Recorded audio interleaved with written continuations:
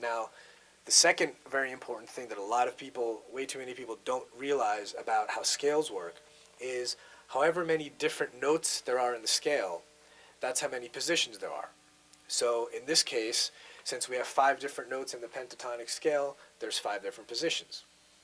And the difference between the positions is also a pretty simple concept, which I'm going to show you right now. What's going to happen is the second position of the scale is going to start on the second note of the scale. Okay, so for example, if we go back to the beginning here, when we were starting our scale, we had the first note on the 5th fret on the low E string, right? And then we had the second note on the 8th fret. So here's our second note. In this case, it's the C note. Okay?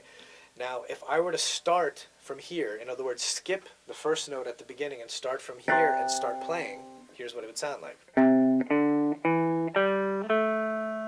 So I counted to 5, right? 1, 2, 3, 4, 5. All right? Now, what I just illustrated was that I was playing the same 5 notes, except what did I do for second position? I skipped the first note, and I started on the second note. Now, here's the next step in that. What we're going to do is we're going to physically move our left hand from spanning the 5th to 8th frets, and I'm going to scoot down here, and we're going to start working from the 7th fret to the 10th fret.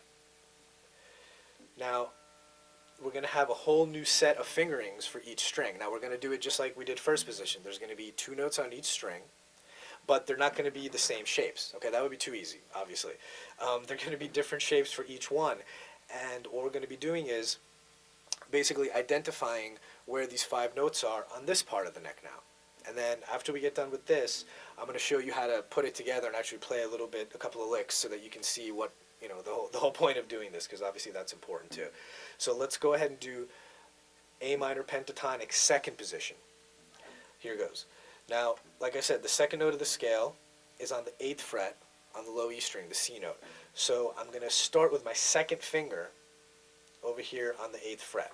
And as you can see, when I lay my fingers down, I'm spanning a whole new part of the neck. Now, here's the fingering for the first string. Now, on the low E string, I'm going to use my second finger to play the 8th fret, my pinky to play the 10th fret. Then I'm going to move to the A string. It's going to be first finger on the 7th fret, pinky on the 10th fret, then the same shape on the string underneath on the D string. First finger on 7th fret, pinky on 10th fret. On the G string, it's going to be first finger on 7th fret and then third finger on 9th fret. For the B string, second finger on the 8th fret, pinky on 10th fret, and then the same shape for the high E string. 8th fret with your second finger, and pinky on the 10th fret. Now let me play this for you and you can hear how it sounds together. I'm going to do it real slow.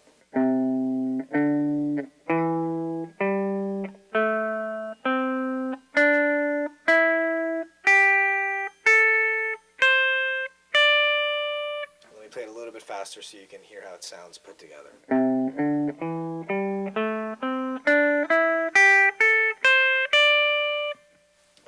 At this point, if you missed anything as far as what the notes are or the fingering, go back, check it out.